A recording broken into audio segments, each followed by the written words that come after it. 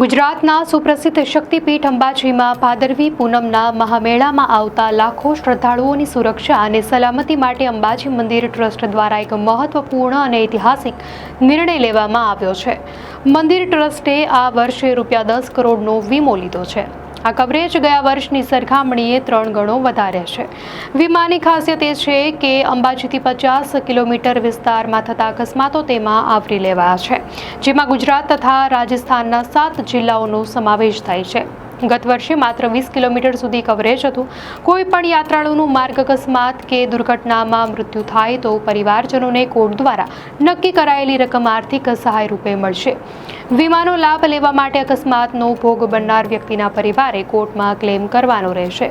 Court દ્વારા અકસ્માતની ગંભીરતા અને થયેલા નુકસાનના આધારે નક્કી કરવામાં આવેલી રકમ ક્લેમ કરનાર વ્યક્તિને ચૂકવવામાં આવશે।